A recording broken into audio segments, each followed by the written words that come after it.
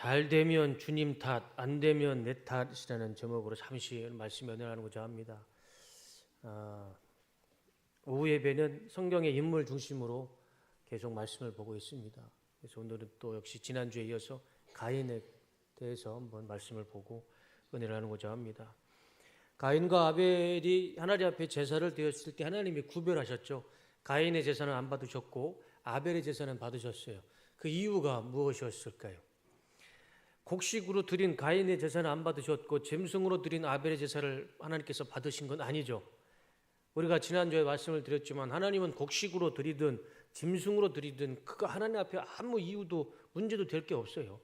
모든 것이 하나님의 것인데 곡식으로 드린다고 하나님이 싫어하시고 짐승으로 드린다고 하나님이 기뻐하실 분은 아니시죠. 그리고 또 구약 성경의 제사법을 보면 곡식으로만 드리는 제사가 또 있어요.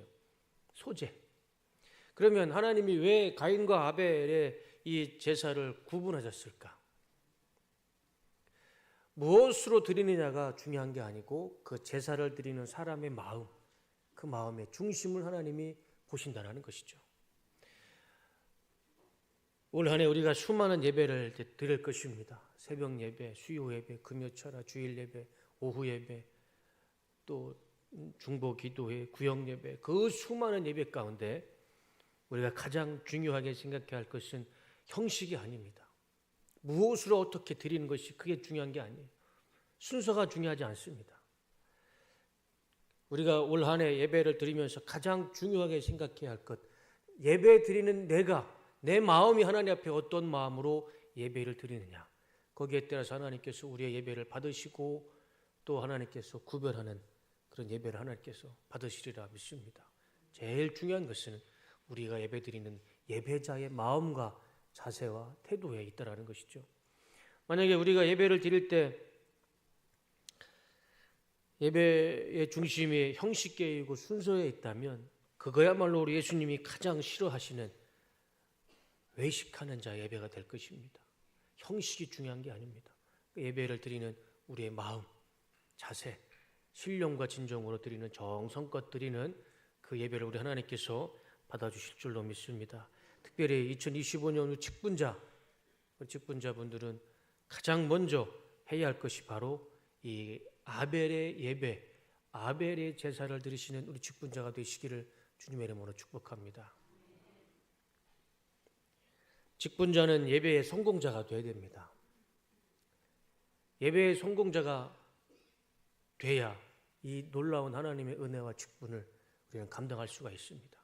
그래서 우리 올 한 해 2025년 직분자로서 가장 먼저 해야 할 일, 예배에 성공하시는 마음과 정성과 뜻을 다해 매 순간마다 예배 때마다 내 마음과 정성으로 드리는 예배의 성공자가 되시는 우리 모든 직분자들 다 되시기를 주님의 이름으로 축원하고 축복합니다. 가인은 동생 아벨을 죽이죠. 이유는 우리가 다 아는 것처럼 하나님이 가인의 제사는 받으시고 아벨의 제사는 받지 않으셨습니다. 아벨에 대한 질투가 있었습니다. 그런데 사실 그거는 질투가 아니라 객관적으로 보면 가인의 잘못이죠. 가인은 자신의 잘못을 인정하지 않았습니다. 자신이 왜 하나님 앞에 제사를 받지 못했는지 거기에 대한 자신의 잘못, 실수, 그건 아예 생각지도 않았습니다. 무조건 아벨의 동생이 드린 제사를 하나님이 받으셨기에 거기에 질투심만 느끼고 정말 하지 못할, 해서는 안 된 살인의 죄를 짓게 되죠. 가인은 자신의 문제가 무엇인지 몰랐습니다. 생각조차 안 했어요. 그것이 가인의 큰 잘못이었고 실수였고 죄였습니다. 자신의 죄를 먼저 알았어야 됩니다. 어떤 고3 학생이 수능을 보고 대학 입시를 했는데 다 떨어졌습니다. 근데 같은 반의 학생들은, 친구들은 다 붙었어요. 너무 화가 나가지고 담임 선생님한테 찾아가서 막 따집니다. 왜 선생님 나한테 이렇게 잘못 가르쳐 주셔서 내가 대학교를 이렇게 떨어지게 만듭니까? 선생님의 교육 방법이 틀렸습니다. 막 담임 선생님한테 막 따지는 겁니다. 근데 그게 맞나요? 말도 안 되는 이야기잖아요. 담임 선생님의 교육 방법이 틀렸으면 다른 반 친구들도 다 떨어져야 되는데 본인만 떨어져 놓고 본인이 공부를 안 해서 대학 떨어진 것을 왜 담임 선생님이 교육 방법이 틀렸다고 원망 불편을 하게 됩니까? 그 말이 안 되는 거잖아요. 그것은 선생님의 문제가 아니라 그 학생의 문제이죠. 가인이 똑같았던 거예요. 본인의 잘못은 생각도 안 하고 아벨의 잘못, 하나님이 자신의 제사를 안 받은 것, 거기에만 집중했던 것이죠. 우리는 가끔 나의 잘못을 나에게서 찾지 못하고 타인에게서 찾을 때가 많이 있습니다. 그것을 심리학 전문 용어로 뭐라고 하냐면 오늘 설교의 제목입니다. 잘 되면 내 탓, 안 되면 남 탓. 우리 이 말 자체가 우리 삶에 참 많이 보이는 것 같습니다. 잘 되면 다 내 탓이고 안 되면 다 남 탓이고. 가인이 꼭 이런 모습을 보였던 거예요. 가인의 문제는 동생 아벨의 문제가 아니었죠. 본인의 문제였습니다. 우리가 이 가인과 아벨의 이 짧은 이야기지만, 긴 이야기는 아니지만 이 짧은 이야기를 통해서 우리가 알 수 있는 것은 죄의 본성을 알 수 있다는 것이죠. 사람이 우리가 가지고 있는 이 죄의 본성. 이 죄의 본성은요, 죄는 자랍니다. 본인 스스로가 성장을 해요. 그리고요, 2배, 3배로 진화합니다. 창조하는 게 아니고요, 죄는 진화합니다. 제가 동심 파괴하는 비유를 들자면 이 죄를 솜사탕으로 비유할 수 있을 것 같습니다. 솜사탕을 만들기 위해서는 그 기계에다가 커피 숟가락만한 설탕을 집어넣죠. 그러면요, 그게 기계가 돌면서요, 거기에서 설탕의 부피보다 이건 뭐 몇 배로 비교할 수 없을 만큼 어마어마하게 커집니다. 저는 솜사탕을 생각할 때마다 꼭 그게 죄의 본성인 것 같아요. 죄는요, 자랍니다. 성장해요. 자기 스스로 진화합니다. 야고보서 1장 15절에 이렇게 죄를 정의합니다. 다 같이 읽어보겠습니다. 시작. 욕심이 잉태한 즉 죄를 낳고 죄가 장성한 즉 사망을 낳느니라. 죄는요, 자기 스스로 장성합니다. 자기 스스로 커져요. 진화합니다. 그래서 그 죄의 결과가 결국 내가 사람을 죽이든 내가 죽든 그 결과는 사망이에요. 아담과 이 가인과 아벨의 이 짧은 이야기를 통해서 이 죄의 본성을 알 수 있게 되고 그 죄의 결과를 우리가 알 수 있게 된다는 것이죠. 가인의 욕심이 잉태하여 죄를 낳고 그 죄가 장성한 즉 사망을 만들었던 것입니다. 그러면 하나님은 이런 가인에게 무엇을 해야 될까요? 우리 공의로우신 하나님은 그 죄에 대한 심판을 내리셔야겠죠. 그래서 하나님은 가인에게 이런 심판을 내리십니다. 11절과 12절 말씀이죠. 다 같이 읽어보겠습니다. 시작.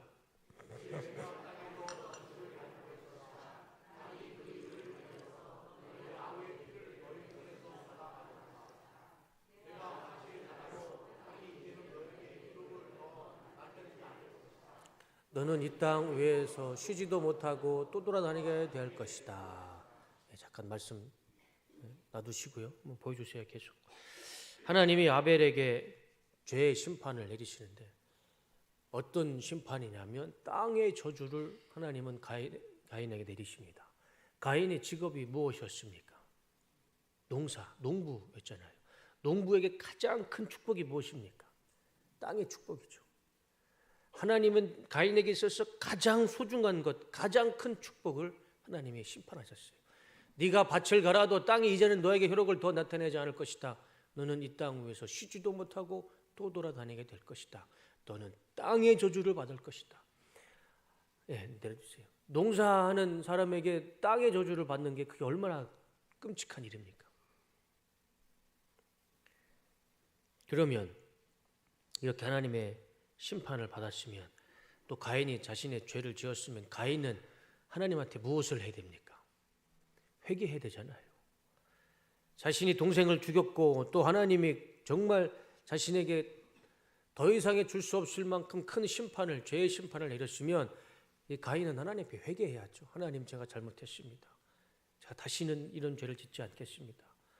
그렇게 회개하고 하나님 앞에 자신의 죄를 고백을 해야 되는데 가인은 그러지 않았어요. 자신의 죄를 한 번도 인정을 하지 않습니다. 자신의 죄를 인정하지 않아요. 가인 아버지가 누굽니까? 아벨이죠. 아담이죠. 아버지가 했던 그대로 똑같이, 어쩌면 아버지하고 아들이 똑같은지 몰라요.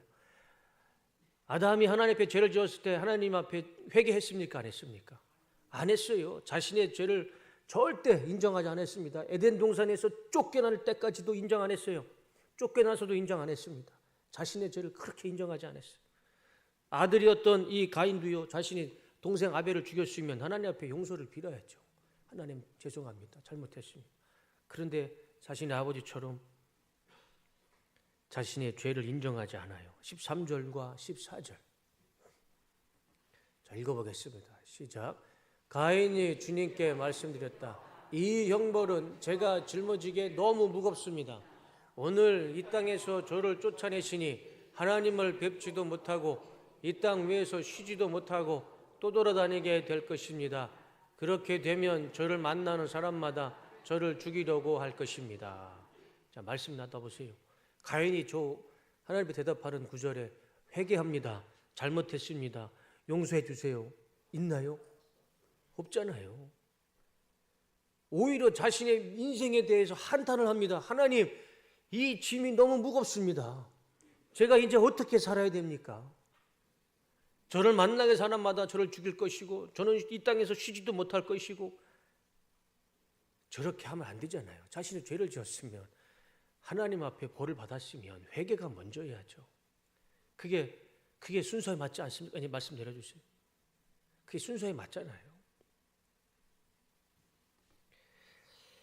가인은 자신의 잘못을 단 한 번을 인정하지 않았습니다.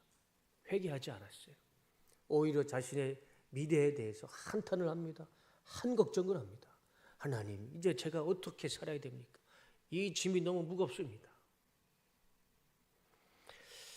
그런데 하나님은 이렇게 참 철없이 얘기하는 가인에게 하나님은 참 놀라운 은혜를 주십니다. 저 같았으면 우리 아들이 그렇게 얘기했으면 그냥 종아리를 때렸을 텐데요. 우리 하나님은 그렇게 하지 않으셨어요. 참 우리 하나님이 너무나 좋으신 분이십니다. 우리 하나님이 이렇게 말씀하십니다. 가인에게 15절과 16절 다 같이 읽어보겠습니다. 시작.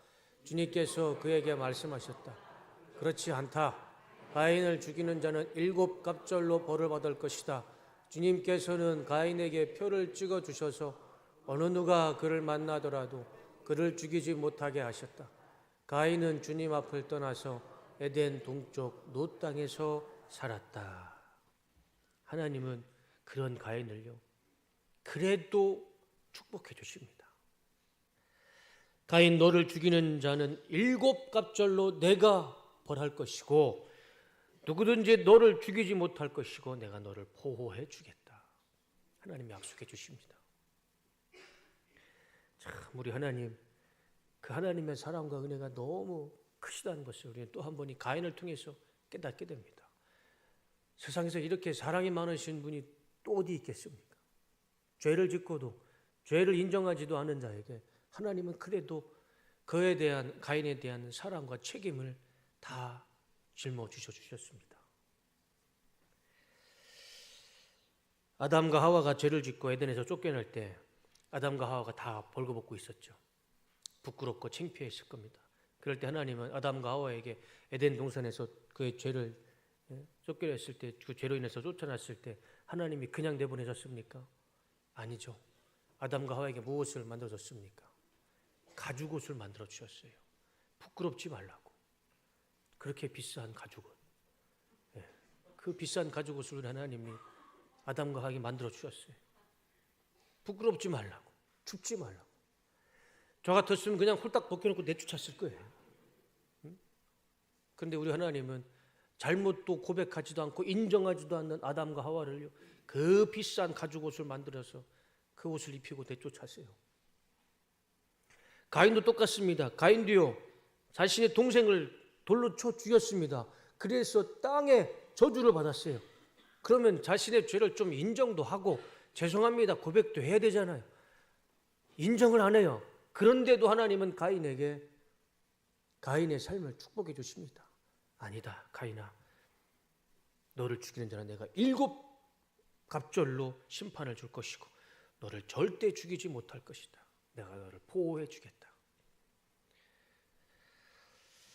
하나님은 아담과 하와도 가인도 그들의 죄의 고백과 시인하지도 않는 그곳에서도 하나님은 그들을 사랑해 주셨고 그들에 대한 하나님의 사랑과 책임을 다 해주셨습니다. 오늘 말씀을 통해서 우리가 봐야 할 것이 바로 이 하나님의 사랑입니다. 우리가 말씀을 통해서 봐야 할 것은 아담과 하와의 불순종이 아닙니다. 선악과가 사과인지 복숭아인지 그거 중요하지 않아요. 그리고 욕심으로 동생을 살인하고 가인의 잔인한 인간의 본성, 우리가 묵상을 하지만 그게 그렇게 중요한 것도 아닙니다.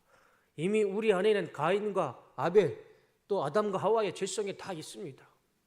굳이 우리가 그걸 끄집어내서 묵상할 필요는 없습니다. 우리가 이 말씀을 통해서 봐야 할 것은 그럼에도 불구하고 살 길을 열어주시는 하나님의 사랑과 은혜를 봐야 할 줄로 믿습니다. 어떠한 죄를 지어도 그 죄에서 우리가 고백하지 못하고 인정하지 못하고 회개하지 못할지라도 하나님은 그런 우리를 불쌍히 여기시고 가엾게 여겨주셔서 우리에 대한 사랑과 책임을 끝까지 하나님께서 책임져 주시는 하나님의 사랑과 은혜를 우리는 이 말씀을 통해서 봐야 할 것입니다. 올 한 해 우리가 붙잡아야 할 것은 이 하나님의 사랑과 은혜입니다. 우리가 이 하나님의 사랑을 붙잡고 올 한 해 하나님의 사랑 가운데 은혜 가운데 살아가는 우리 뚝섬교회 모든 성도님들이 다 되시기를 주님의 이름으로 축복합니다. 인내해 주시고 참아 주시고 용서해 주시고 살 길을 열어주셔서 우리는 2025년 올 한 해를 또 한 번 시작할 수가 있는 것입니다. 거부할 수 없고 거절할 수 없죠. 부인할 수 없습니다. 우리가 잘해서 우리가 열심히 해서 우리가 의로워서 우리가 2025년을 살아가는 것이 아니라 인내해 주시고 참아 주시고 용서해 주시는 그 하나님의 은혜가 우리 삶 가운데 또 한 번 임했기 때문에 우리는 2025년 한 해를 또 하나님의 은혜 가운데에서 시작할 수가 있게 된 것이라 믿습니다. 올 한 해 우리가 부족해서 때로는 아담과 하와처럼 또 가인처럼 내 문제를 내 안에서 찾지 못하고 이웃과 타인에게서 찾을 때가 있을 것입니다. 그리고 하나님 앞에 제대로 회개도 못하고 내 자존심대로 살아갈 때도 있을 겁니다.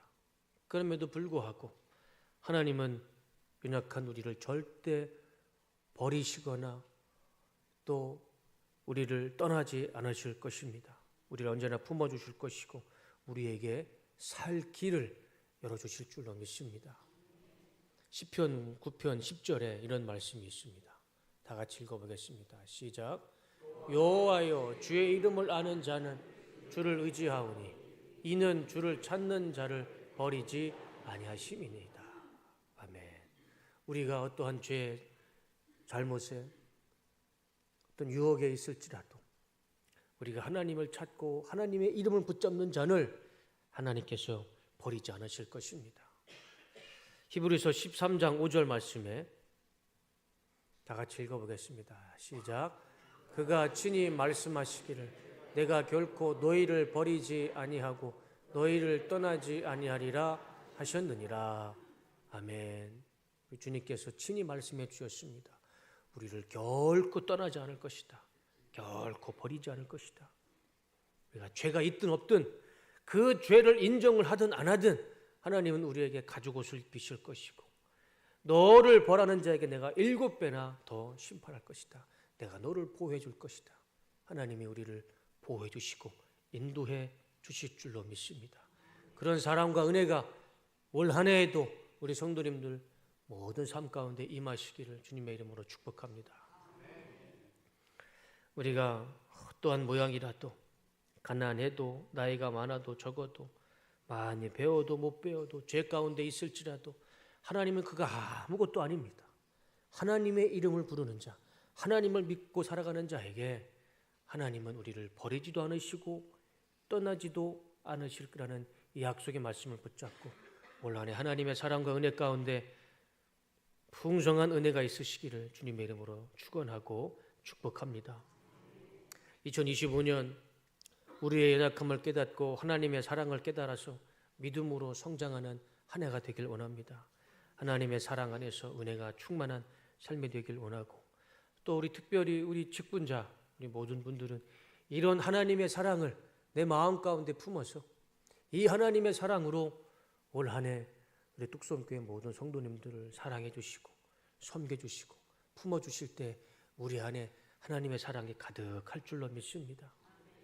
흠을 보는 것이 아니라 용서해 주시고 참아 주시고 인내해 주셔서 오늘 우리 표 로마서 12장 15절 말씀처럼 사랑으로 하나님 안에서 함께 웃고 함께 우는 우리 안에 하나님의 사랑으로 가득한 올 한 해가 되시기를, 또 우리 직분자분들의 모든 삶에 되시기를 주님의 이름으로 축원하고 축복합니다. 기도하겠습니다. 하나님,